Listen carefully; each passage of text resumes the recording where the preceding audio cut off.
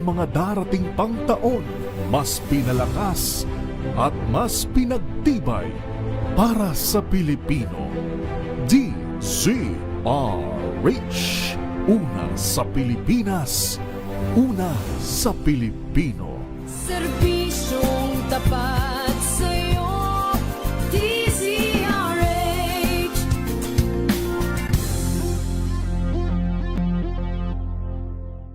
Maagang balitaan, maagang usapan sa mga issue at balita. Kasama si Kuya Angelo Palmones sa Magandang Umaga Pilipinas. Mula Lunes hanggang Biyernes.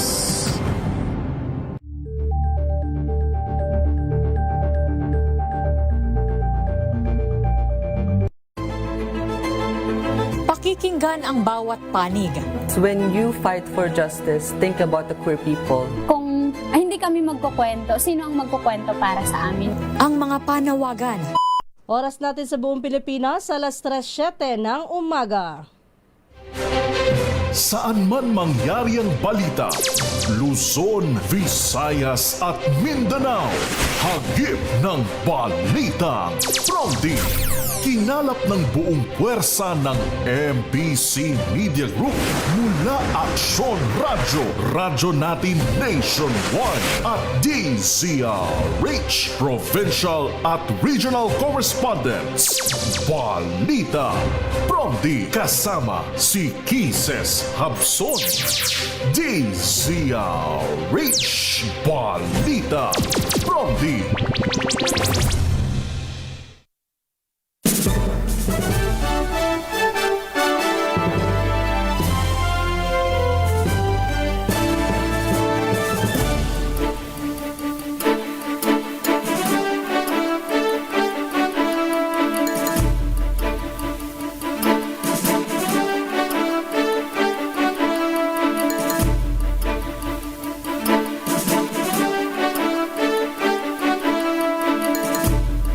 Magandang umaga Luzon, Visayas, Mindanao, Pilipinas. Ito po ang balitang Promdi ngayong araw ng Martes, January 20, 2026.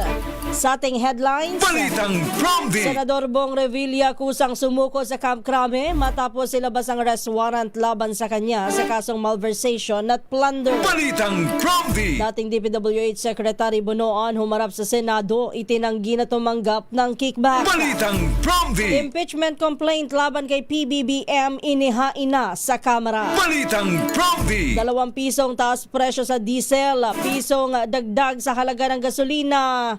Ipatutupad ngayong araw. Balitang Promdi. Pilipinas nakatuklas ng malaking natural gas field sa Malampaya East ayon kay PBBM. Balitang Promdi. Yan ang ulo ng ating mga balita.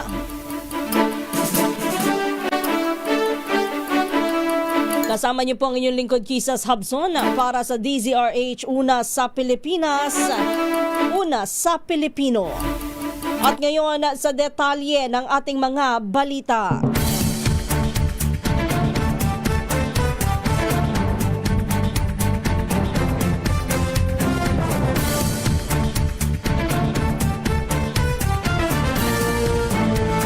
Kusang sumurender si dating Senador Ramon Bong Revilla Jr. sa Philippine National Police kasunod ng inilabas na warrant of arrest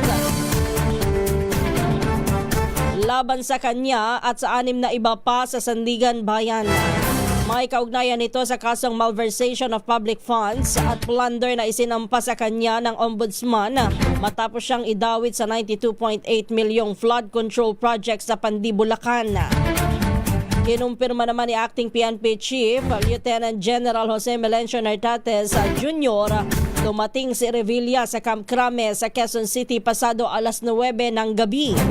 Sabi ni Nartates, nasa ilalim si Revilla sa standard booking at medical procedure, ngunit hindi na nito binanggit kung saan pansamantalang ikukulong ang dating senadora. Bukod kay Revilla, kabilang din sa ipinaaresto ng Sandigan Bayan.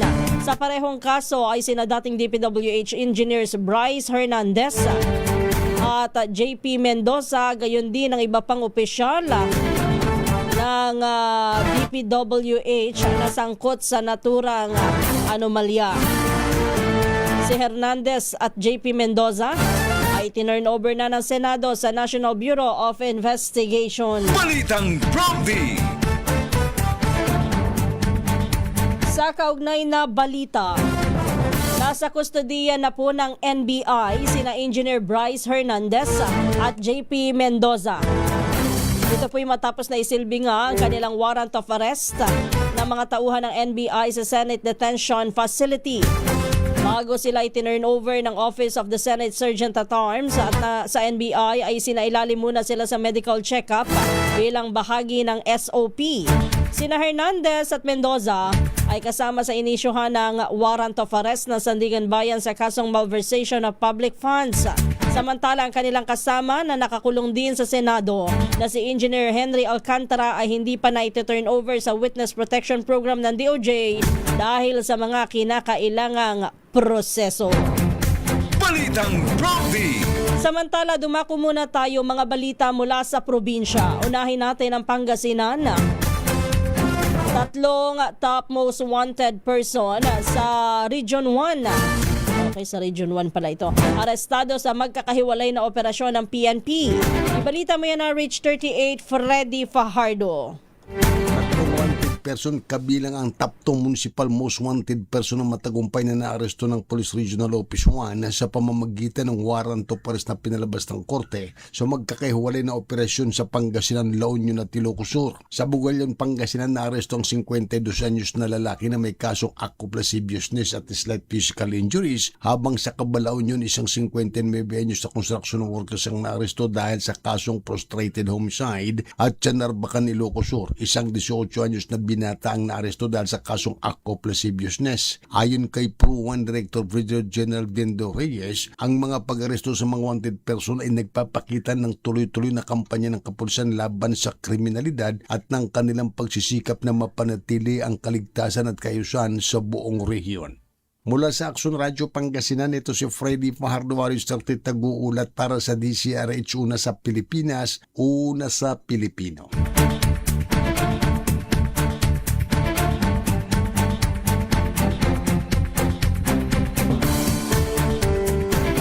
Samantala, humarap si dating DPWH Secretary Manny Bonoan sa pagdinig ng Senate Blue Ribbon Committee kaugnay ng umano'y korupsyon sa flood control projects.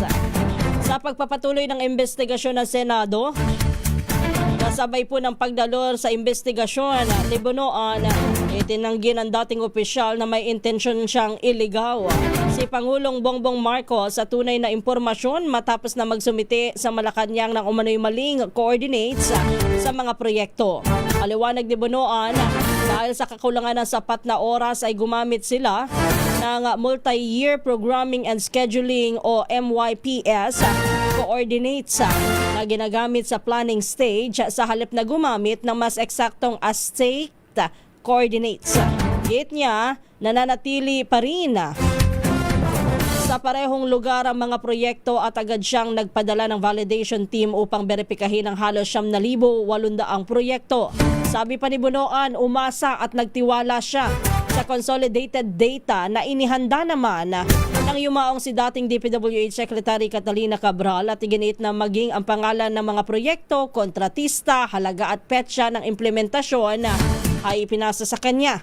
Ayon sa DPWH, mahigit sa 300 sa mga sinuring proyekto ay may maling grid coordinates, dahilan upang ituring itong ghost project.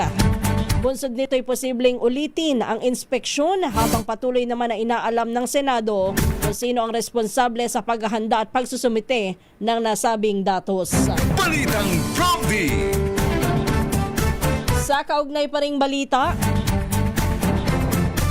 mariin naman na itinanggi ni dating DPWH Secretary Manny Bonoan na tumanggap siya ng kickback mula sa bilyong-bilyong halaga ng flood control projects ng pamahalaan.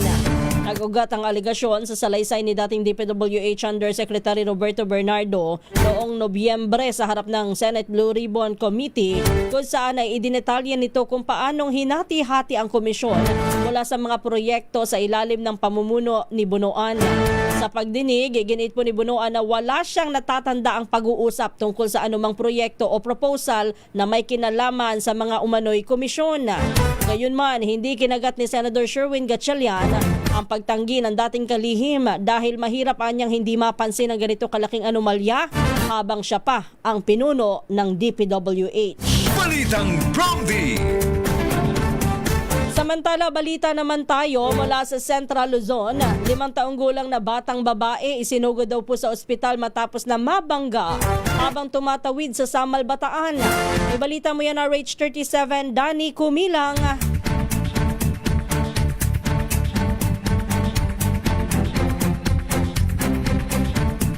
Balitang Prompty. Babalikan natin ang report ni Danny Kumilang. Puntahan muna natin ang Negros Island Region. 4 na mga PDL sa Negros Occidental District Jail disqualified ang good conduct time allowance o GCTA. Balita mo yan na RH 46. Go ahead, Rex Cantong. I-disqualify ng Bureau of Jail Management and Penology o BJMP na alisin ang good conduct time allowance ng 4 na mga persons deprived of liberty na umano'y nanaksak ng kanilang sa kasamahan sa Negros Occidental District Jail noong Sabado, Enero 17. Ayon kay Bureau of Jail Management and Penology Negros Island Region spokesperson Jail Senior Inspector Attorney Joneven Umadhay, magiging subject ng grievance committee ang 4 na mga binilanggo maliban sa posibleng pagkaka-disqualify sa GCTA. Ipinaproseso din ang separadong selda at limitahan ang mga pribilehiyo sa loob ng jail facility ng 4 na mga PDLs kung saan involvado sa nasabing insidente. Maharap din sa kaso ang nasabing mga PDLs na involvado sa krimen. Ito si RH46 Rex Cantong para sa DZRH, una sa Pilipinas, una sa Pilipino. Balitang Prompty. Maraming salamat, Rex Cantong. Standby lang kay Jocelyn Maque.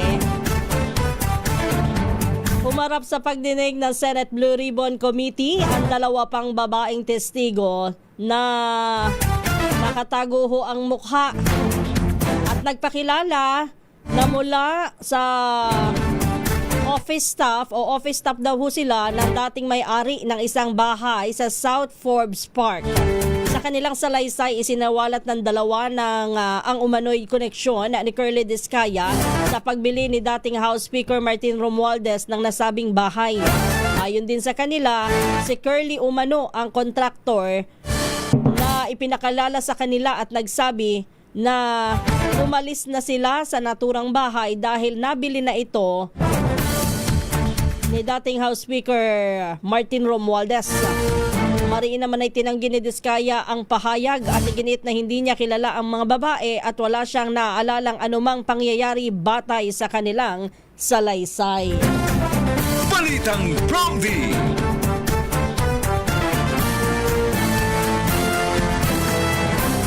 Nadiskubre naman ng Philippine National Police Highway Patrol Group na peke ang plaka ng isa sa mga luxury car na ikinumpiska mula sa pagmamay-ari ni dating Congressman Zaldi Co. Ayon po kay HPG Director Police Brigadier General Hansel Marantan, lumalabas sa kanilang macro-etching examination na ang Ferrari ni Co ay nakarehistro sa ibang driver na Ferrari rin ang sasakyan. Inaalam pa ang ugnayan ni Co sa driver na hindi muna pinangalanan. Kaugnay nito'y nakikipag-ugnayan na rin ng HPG sa Land Transportation Office para sa paghaharap ng dagdag na reklamo laban kay Co. Inaalam na rin umano ng Independent Commission for Infrastructure kung ano ang implikasyon nito sa pagkakadawit ng dating mambabata sa maanumalyang paggasta ng pera ng bayan. Samantala, patuloy naman na hinahanap ng HPG ang 10 pang luxury cars na maaaring konektado rin umano kay Co. Balitang Prompty. Alas 3:20 na po ng umaga. Standby lang, Jo. Naglabas ng show cause order ang Senate Blue Ribbon Committee laban sa puganteng si dating Congressman Zaldico at sa controversial na testigong si Orly Gutesa. Ito'y makaraang hindi sila sumipot sa investigasyon ng komite sa umano'y korupsyon sa flood control projects. Ayon kay Senate President Vicente Tito Soto III, posibleng mauwi ito sa pag-aresto kung hindi makapagbibigay ng makatuwirang paliwanag Sinako at Gutesa sa hindi nila pagdalo sa pagdinig o kahit man lang kanilang mga kinatawan o representative. Dito pong Lunes, nagpatuloy na muli ang investigasyon ng Blue Ribbon Committee kung saan dumalo si dating Education Undersecretary Traigiv Olivar na inakusahan na tumanggap ng kickback at si dating Special Envoy to China Maynard Ngu na umano'y bagma ng isang senador. Dumalo rin sa pagdinig si dating DPWH Secretary Manuel Bonoan na inusisa tungkol sa umano'y ghost project at maling datos na isinumiti niya sa Malacanang. Balitang Prompty.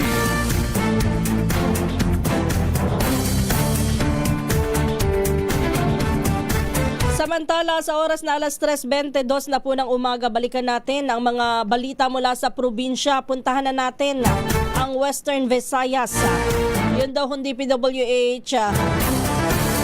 Sa pangunguna daw po ni Secretary Vince Dizon, pinatitiyak na matatapos ang Aganan Flyover sa Pavia, Iloilo bago magpasko o sa buwan ng Disyembre.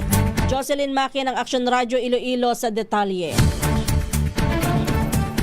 Personal na pumunta sa Pavia, Iloilo si DPWH Secretary Vince Dizon upang inspeksyonin ang kontrobersyal na Aganan Flyover. Pinasiguro niya na makukumpleto ang proyekto bago matapos ang taon.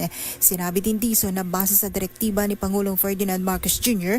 na kailangang tapusin ang mga unfinished infrastructure projects sa bansa at kasama na rito ang Aganan Flyover na nilaanan ng pondo ng ahensya.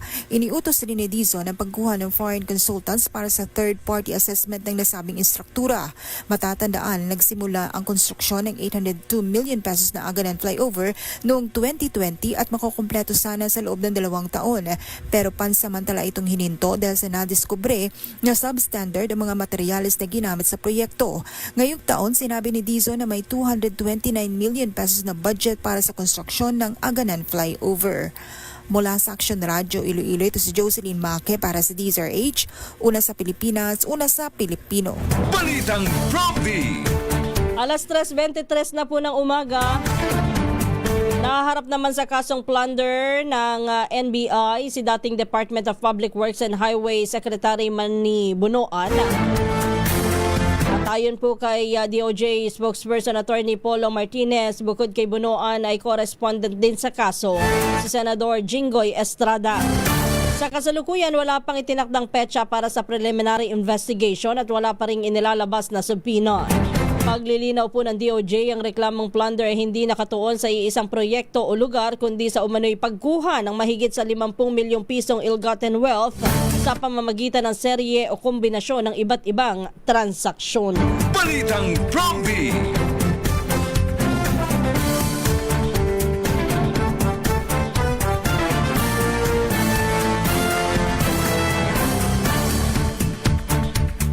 Kinumpirma naman ng Department of Justice na natukoy nila ang 14 na flood control ghost projects o guni-guning proyekto lamang. Kaugnay nito'y sinabi po ni DOJ OIC Secretary Frederick Vida na naiharap na nila ang kaukulang kaso sa Sandigan Bayan habang ang iba pa'y patuloy po na nasa preliminary investigation.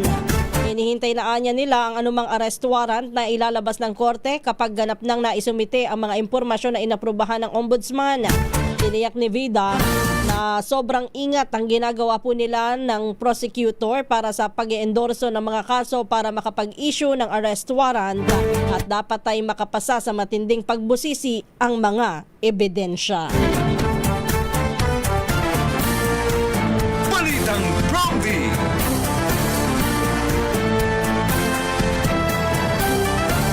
Kasabay ng pagbabalik nga ho ng pagdinig ng Senate Blue Ribbon Committee kaugnay ng flood control mess, sinabayan din ito ng kilos protesta mula sa iba't ibang grupo. Nakiisa rito ang mahigit sa 150 miyembro ng Philippine Movement for Climate Justice, Partido Lakas ng Masa, San Lakas at iba pang sabay-sabay na kumalampag sa gate ng Senado. Bitbit po nila ang placard na kumukondena saan nila ay usad pagong na investigasyon at pagpapanagot sa mga sangkot sa maanumalyang flood control projects. Sigaw po ng mga rallyista, anong petsa na? Change the system now. At 319 bilyong pork barrel sa 2026 budget tanggalin. Umapila rin si Labor Leader Calio de Guzman kay Senador Ping Lacson na itigil na daw po ang sarsuela dahil klaro na protektor umano siya ni Pangulong Bongbong Marcos Jr.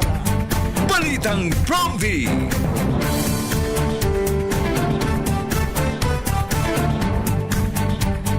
Pinuri naman ng veteranong political strategist na si Lito Banayo, sina Votas Representative Toby Chanco dahil sa ipinakita nitong integridad matapos isa publiko ang umano'y kontrobersyal na transaksyon sa pambansang budget na kinasangkutan ni later Representative at dating House Speaker Martin Romualdez. Sa kanya pong pahayag, inilarawan po ni Banayo si Chanco bilang kakaiba karaniwan tradisyonal na politiko, yung tinatawag na trapo, at binigyang diin ang pagiging tapat at prangkang mambabatas. Pinuri din po ni Banayo ang tapang ni Chanco sa pagbubunyag ng at pagsita po sa pinsan po ni Pangulong Ferdinand Marcos Jr. na si Romualdez dahil sa paglilipat ng bahagi ng unprogrammed funds sa mga proyektong pinaburana. Ayon po kay Chanco, nangako si Romualdez sa Pangulo na ibabalik ang pondo sa Bicameral Conference Committee subalit hindi ito natupad. Dagdag po ng mambabata, sinamantala umano ni Romualdez ang kabaitan ni PBBM. Sinabi naman ni Banayo na mahihirapan ng Malacanang na pabulaanan ng mga pahayag ni Chanco at iginiit niya nga naniniwala siyang nagsasabi ng totoo ang kongresista. Samantala, minsan na rin sinabi ni Chanco at isinawalat nito na batay po sa mga survey bago ang 2025 senatorial elections, si Romualdez umano ang pangunahing dahilan sa pagbaba ng approval rating ng Pangulo. Isang bagay na ayon po kay Banayo ay alam mismo ni dating Speaker Romualdez at ni Pangulong Marcos. Balitang Prompty. Iginit naman ni Navotas Lone District Representative Toby Chanco na may command responsibility nga po ang dating House Speaker Martin Romualdez kaugnay ng di umano'y insertion sa flood control projects ng DPWH na iniuugnay kay dating ako Bicol Party List Representative Zaldico. Ayon kay Chanco, wala siyang pinapanigan sa issue at layon lamang niya na ilahad ang anuman na totoo at tunay na nangyayari.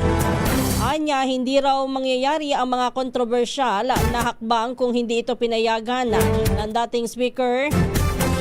At dagdag pa niya, ang direktang command responsibility umano kay Zaldico ay nasa ilalim din ni Romualdez. Sabi pa ni Chanco na kinumpronta ni Pangulong Ferdinand Marcos Jr. sina Romualdez at Co matapos matuklasan ang nailipat na mga unprogrammed funds sa mga proyektong hindi umano alam ng Pangulo.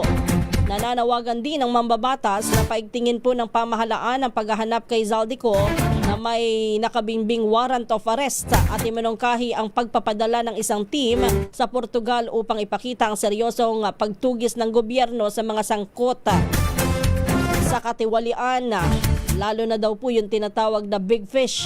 Samantala, ayon po kay Chanco, nasa Office of the Ombudsman na ang investigasyon sa flood control anomalies at umaasa siya na maipapasa ng ang ICI bill sa pagbabalik nga ng sesyon ng Kongreso upang mapalakas ang mandato ng komisyon. Balitang Prompty. Samantala, dumako muna tayo, balita naman mula sa Northern Samar. Bago po yung Northern Samar, dito muna tayo kay Jimmy Angay-Angay sa Eastern Visayas. Lalaki ginagamot daw po sa ospital matapos saksakin ng kanyang misis dahil sa selos sa bayan daw po ng Alang-Alang, Leyte. Ibalita mo yan, RH32 Jimmy Angay-Angay. Isang lalaki ginagamot sa ospital matapos saksakin ng kanyang misis sa bayan ng Alang-Alang, Leyte. Kilala ng PNP ang biktima si alias Del na sa 80 taong gulang, residente ng sitio Taytay, Barangay Buenavista, Alang, Leyte. Nakilalang sospek na si alias Lani, 36 anyos. Nangyari ang insidente alas 8:30 ng gabi sa sitio Taytay, Barangay Buenavista sa naturang bayan. Sa investigasyon ng PNP ang biktima at ang sospek nag-inuman sa kanilang bahay at nagsilos ang biktima kay Aljor kaya binaliktad ang misa nito.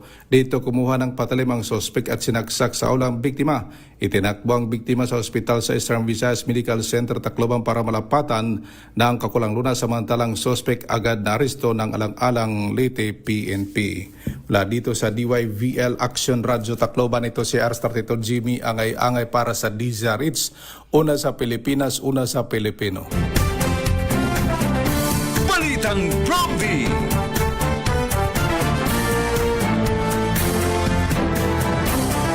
Samantala, sa oras na alas 3:32 ng umaga, dakuan muna natin ang isang Flash Report. Flash Report!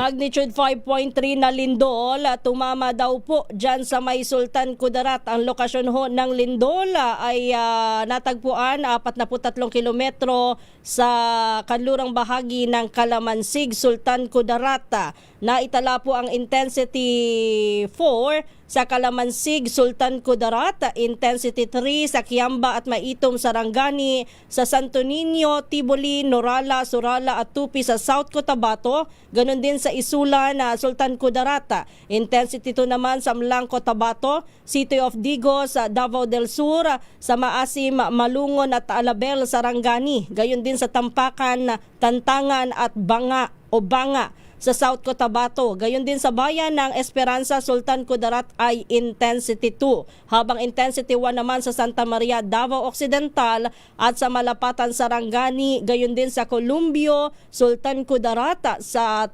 City of Zamboanga. Ang lindol ho ay naramdaman kaninang alas 3 ng umaga. Flash Report. Flash Report!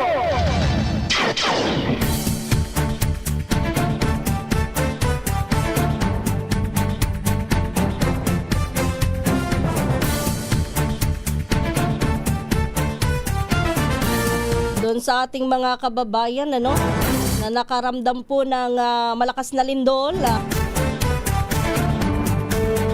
Sabi nga ho dito ingat ka, Alaysa Nicole Belonta, na nakaramdam din ng malakas na lindol dyan po sa may bahagi ng Sultan Kudarat. Balitang Prompty. Sa pagpapatuloy pa rin ng ating mga balita, iniuugnay naman ng isang online investigative report si later Representative at dating House Speaker Martin Romualdez sa isang multimilyong dolyar na ari-arian sa Cadiz, Spain. Ayon po sa ulat ng Rappler, ang naturang bahay nakilala bilang Villa Kabila ay may lawak na mahigit 2,000 square meters at hindi bababa sa 16 na kwarto at malaking swimming pool at matatagpuan daw po sa Soto Grande, isang kilalang executive enclave. Batay po sa real estate listing mula 2021 hanggang 2023, tinatayang nagkakahalaga ito ng 6.5 hanggang sa 6.9 million euro o higit kumulang sa 444 million pesos hanggang sa 472 million pesos. Binili umano ang ari-arian noong January 2024 ng Cecil Property Limited, isang kumpanyang nakarehistro po sa Singapore ilang araw lamang bago ang transaksyon. Natuklasan ng online investigative site na ito na may connection po ang naturang kumpanya sa Bravos Holding OPC, isang one-person corporation sa ating bansa na pinamumunuan naman ng senior partners ng law firm na Padernal at Paras. na may dating ugnayan daw po sa kumpanyang pag-aari naman ng pamilya Romualdez. Binanggit din sa ulat ang personal at professional na koneksyon ng ilang individual sa dating speaker, kabilang na daw po ang pagiging fraternity brothers at dating serbisyo sa gobyerno. Kaugnay po nito, aktibo ang ulat po na aktibo sa polo events sa Soto Grande ang ilan din daw ho sa kaanak. Sa ngayon wala pang opisyal na pahayag mula po kay Speaker Martin Romualdez kaugnay po ng naturang ulat kung gaano nga ba ito katotoo o kung may katotohanan nga ba ito. Balitang Promdi. Alas 3:36 ng umaga, naghain naman ng impeachment complaint laban kay Pangulong Ferdinand Marcos Jr. sa Kamara de Representantes ang abogado na si Andre De Jesus dahil daw po sa betrayal of public trust at iba pang paglabag sa konstitusyon. Kinumpirma ni House Secretary General Cheroy Garafil ang paghahain ng reklamo na inendorso ni Pusong Pinoy Party List Representative Journey Jet Nisay. Kabilang sa mga batayan ng reklamo ang umano'y pagbayag ng Pangulo sa pagdadala kay dating Pangulong Rodrigo Duterte sa International Criminal Court sa The Hague, Netherlands. Gayon din ang umano'y pakikialam ng mga opisyal ng administrasyon na may kinalaman din daw pala sa korupsyon sa flood control projects. At ang issue ng hindi pagsasailalim ng Pangulo sa drug test sa kabila daw po ng mga paratang laban sa kanya. Binanggit din sa reklamo ang bigong pag-veto ni Pangulong Bongbong Marcos sa lahat ng unprogrammed appropriations sa pambansang budget ngayong taon. Ayon sa kay House Justice Committee Chair Jervil Luistro, handa daw po ang komite na tanggapin ng naturang reklamo sa oras na ito ay maisama na sa order of business at maipasa sa kanilang komite. Tinawag naman po ng Malacanang na baseless o walang basehan ang iniharap na impeachment complaint laban kay Pangulong Ferdinand Marcos Jr. Ayon kay Palace Press Officer at PCO Undersecretary Claire Castro, hindi na bago ang issue na ibinabato kay Pangulong Bongbong Marcos at lahat ng aksyon ng Pangulo ay naayon naman anya sa batas at sa ating konstitusyon. Sinabi pa ni Castro na hindi pa masyadong makapagkomento ang Malacanang dahil wala pa silang kopya ng naturang impeachment complaint. Diniin ng Palace official na matagal nang nasagot ng Malacanang ang mga ibinabatong issue sa Pangulo at matagal na ring naipaliwanag ang mga binabanggit na usapin. Sabay buwelta sa party list na nag-endorse sa impeachment complaint.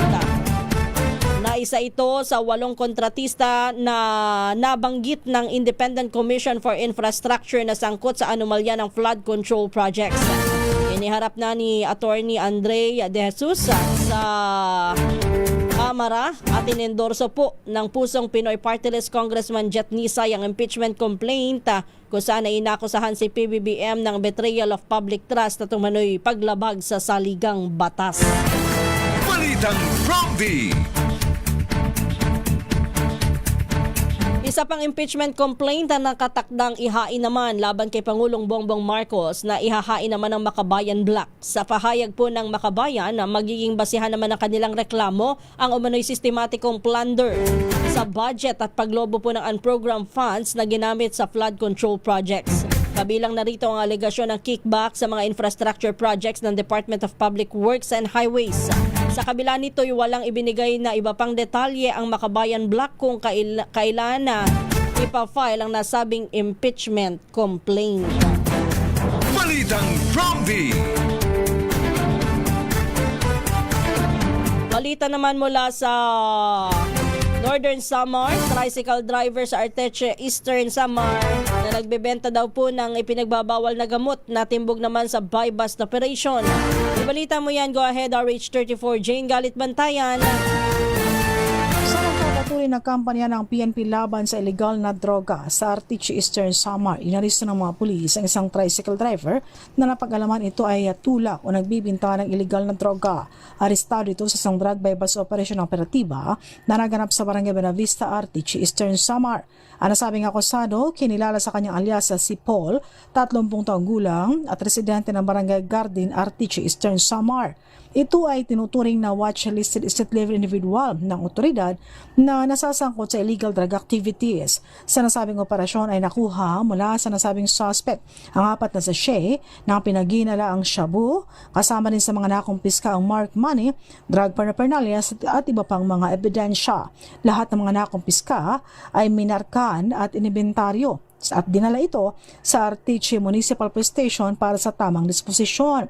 Samantala, matapos na basahan ng kanyang mga karapatan sa ilalim ng Miranda Doctrine ng nasabing akusado, ay dinala ito sa Artiche Municipal Police Station para sa tamang disposisyon.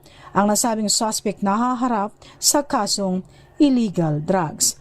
Mula sa Aksyon Radyo Katarman, RH34J, galit bantayan ng DZRH. Una sa Pilipinas, una sa Pilipino.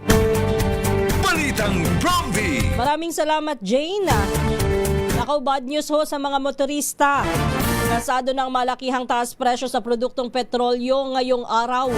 Sa anunsyo po ng mga oil company, 2 pesos ang dagdag sa kada litro ng diesel, habang piso naman sa kada litro ng gasolina at 1 peso and 50 centavos ang pagtaas sa kada litro naman ng kerosene.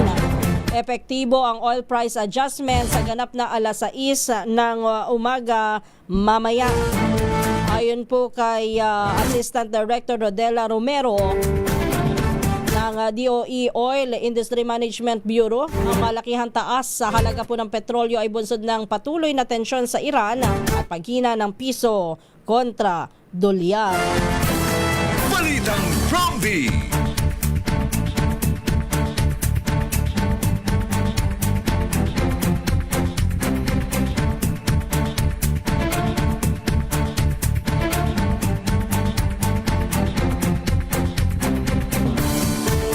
Inanunsyo naman ni Pangulong Ferdinand Marcos Jr. ang pagkakatuklas ng bagong natural gas sa Malampaya East 1 o May 1 well, ang unang malaking gas discovery sa bansa matapos ang mahigit 1 dekada.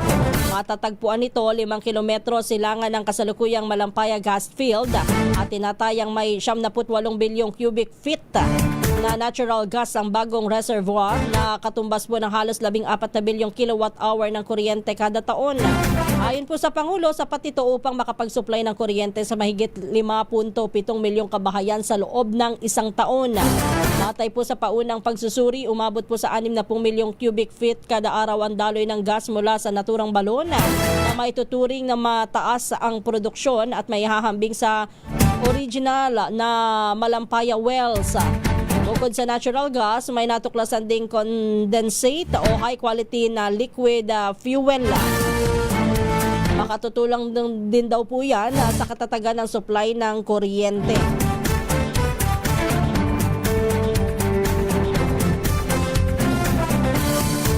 Ayon sa Pangulong Marcos, malaking hakbang ito tungo po sa energy security at pagbabawas ng pag-asa sa mga imported na langis. Yung pag-aangkat po natin ng langis.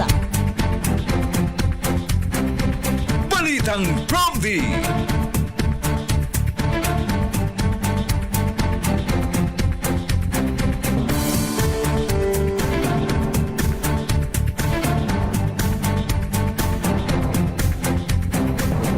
Nagsimula na pong makatanggap ng tip ang hotline ng Criminal Investigation and Detection Group para sa ikadaraki po ng number 1 most wanted sa buong bansa na si Charlie Atong Ang. Ayon po kay CIDG spokesperson, Police Major Helen de la Cruz, sinasala na naturang mga impormasyon. Kaugnay po niya na ay naisilbi na umano ng CIDG ang mandamiento de aresto sa lahat ng property ni Ang, pero nananatiling negatibo po ang operasyon. Sakali lamang na may caller ang CIDG na makapagtuturo sa tamang lokasyon ni Ang, siya po ang makatatanggap ng 10 milyong pisong reward ng DILG. Nagbabala naman ang otoridad na maparurusahan ng mga prank caller at mga magbibigay po ng tekeng impormasyon na maglilihis sa manhunt sa akusado. Balitang Bromby!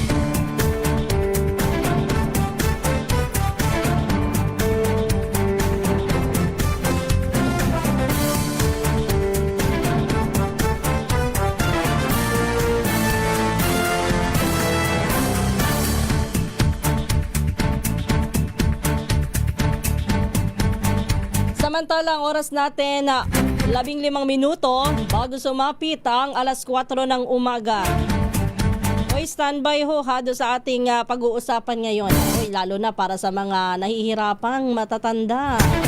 Sa mga lolo at lola kung nais malaman kung ano ang kanilang pwedeng magawin upang malaman kung sila ba'y healthy pa o marami ng sakit-sakit sa katawan o prone na nga ba sa sakit, ha?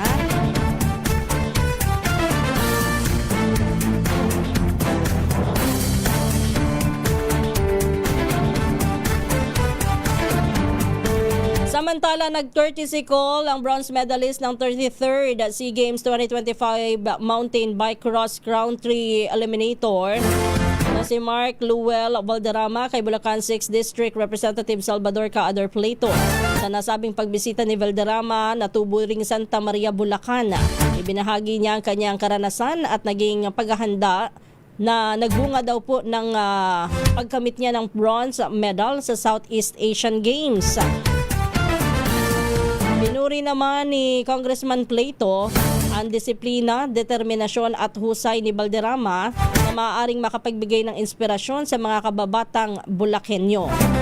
Binigyan din naman po ng mambabatas ang kahalagahan ng programa na nagtataguyod ng sports development bilang instrumento sa paghubog ng karakter, kalusugan at dangal ng mga kabataan.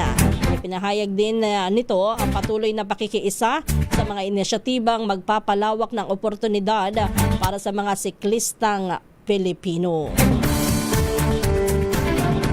Si Valderrama ho ay nag-courtesy call din kay Santa Maria Mayor Omeng Ramos.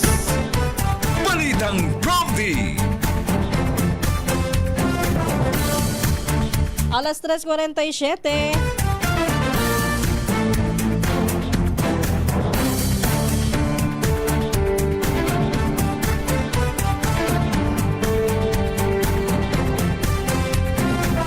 Sa oras na 13 minuto bago sumapit ang alas 4, diyan na po nagtatapos ang ating balitaan dito po sa Balitang Prompty. Tayo ho ay dadako na sa pangalawang bahagi naman ng ating programa.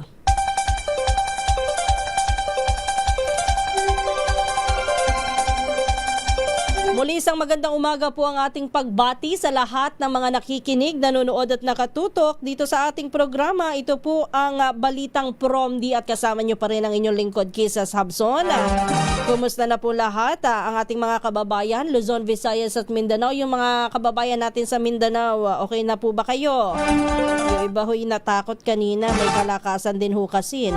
Umabot sa intensity 4 ang lakas ng pag-uga sa ilang lugar ho dyan sa Mindanao. Particular dyan sa may Sultan Kudarat dahil doon sa magnitude 5.3 na lindol. Kaya hindi ko pala nakita kanina kung kung gaano nga ba kababaw yung pinagmulan ng pagyanig.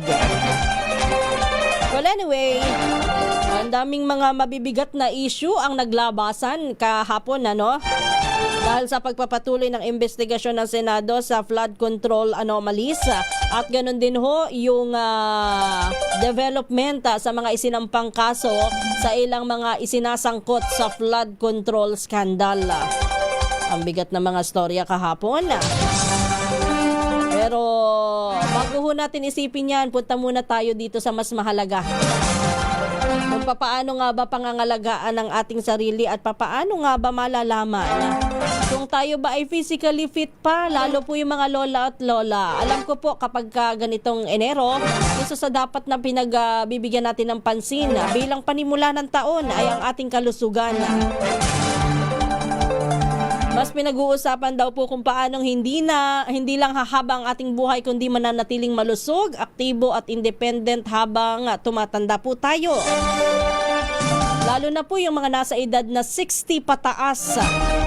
Ito po magbibigay ho ako sa inyo, lalo na yung mga hirap ng magpa-check up kasi walang sapat na pera. Although, kumbaga ini-encourage natin lahat na kung may kakayanan naman, kahit sa center magpa-check up, lalo ang mga lolo at lola, mga senior citizen, upang malaman kung papaano mapapangalagaan ng kalusugan o kung ano ba ang dapat nating gawin, inumin, o kaya naman kung tayo nga ba ay may sakit. Pero meron daw pong mga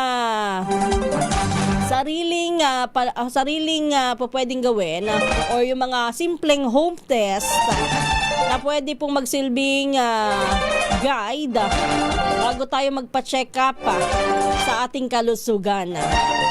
Paano nga ba natin malalaman na tayo ay malusog pa kahit tayo ay nasa 60 na o kaya naman ay 50 na? Una daw po dapat gawin na ayon po sa mga eksperto ito sa mga doktora. Kung kaya nyo daw po na umakyat sa hagdanan ng hindi hinihingal, yan daw po ay palatandaan ng maayos na cardiovascular health.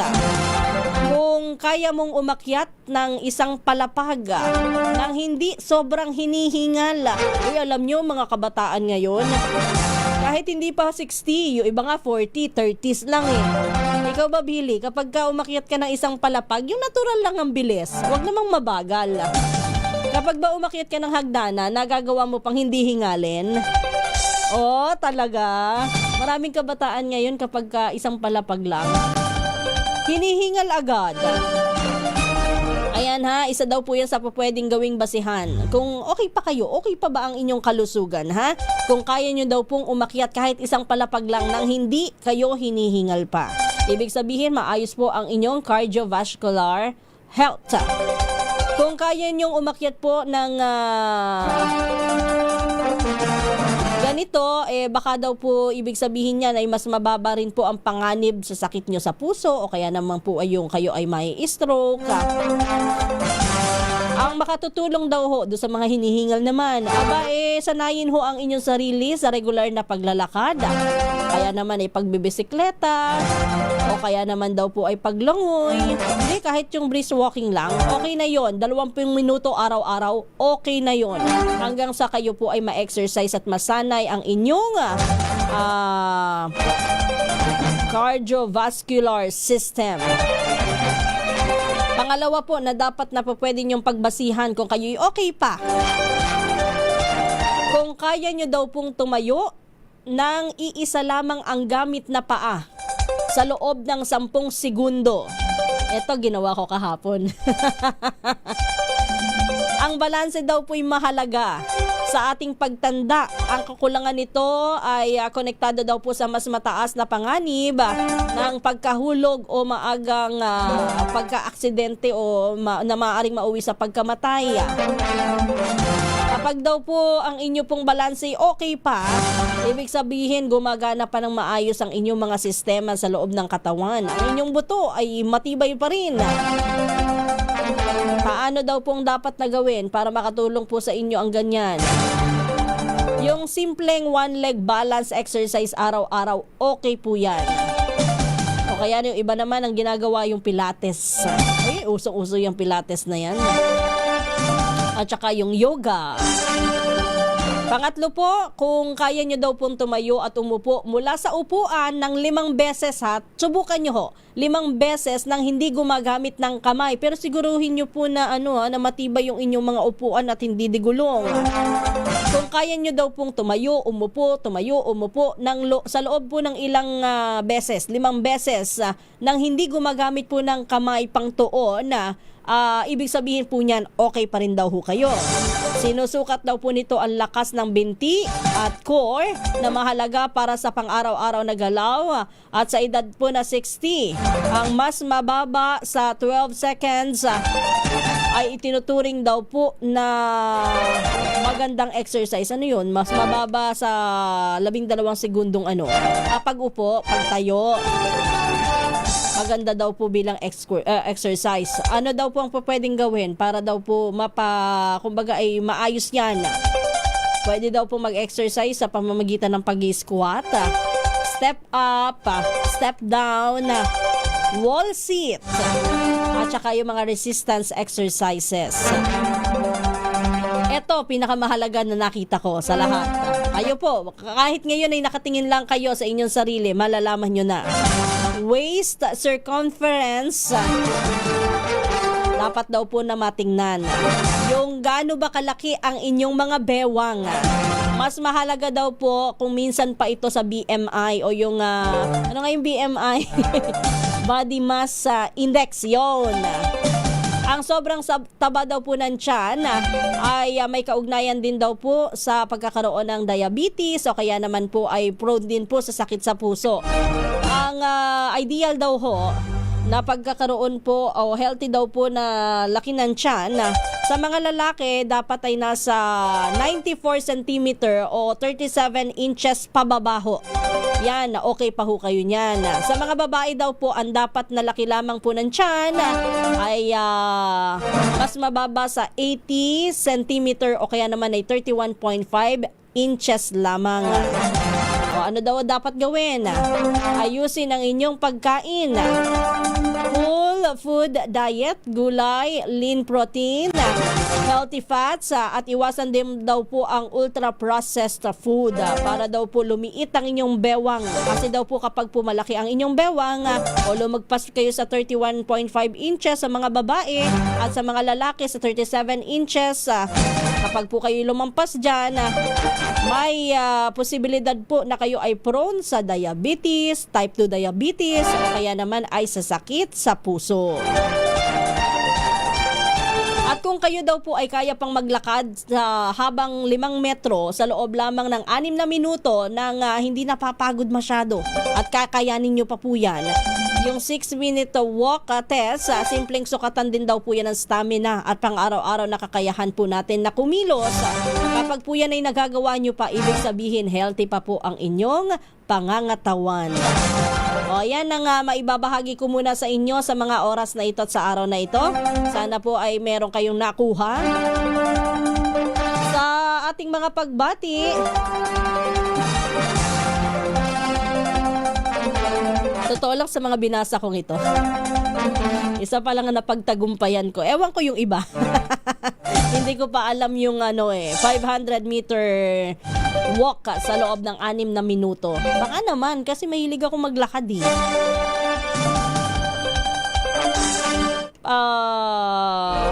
Yung laki ng tiyan alam niyo.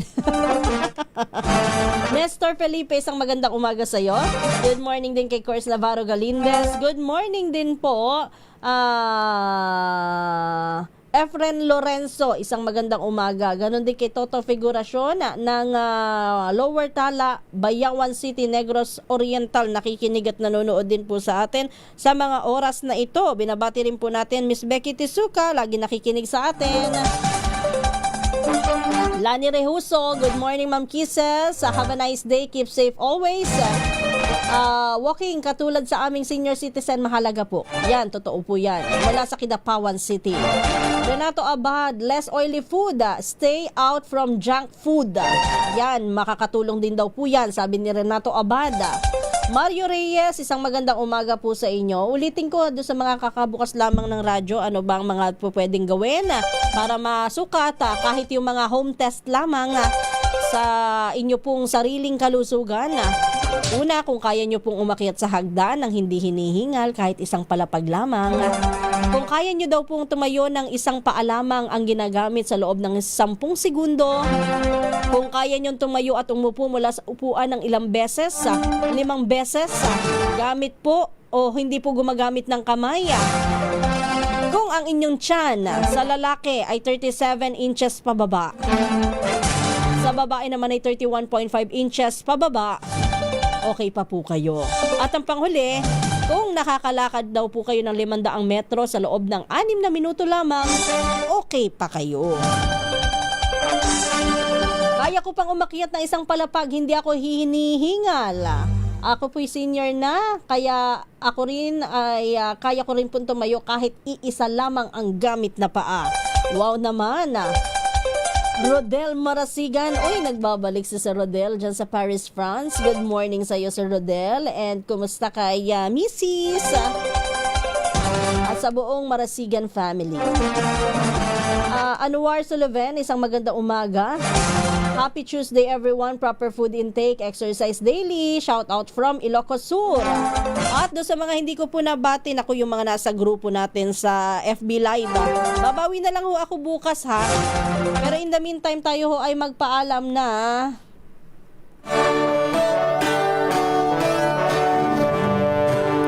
maraming salamat po sa inyong lahat na tumutok sa ating balitaan dito po sa Balitang Promdi. Ito po ang inyong lingkod, Kisas Habson. At susunod na si Kong Angel Palmones at ang Magandang Umaga Pilipinas. Ang ating pong oras, eksakto en punto, alas 4 na ng umaga. Good morning and happy Tuesday.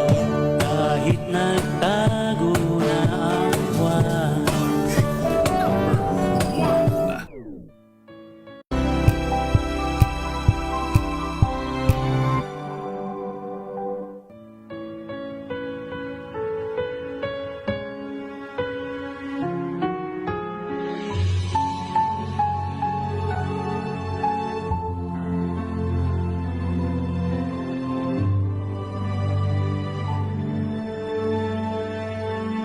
Ito ang oras ng panalangin, panalangin para sa simbahan at relihiyon.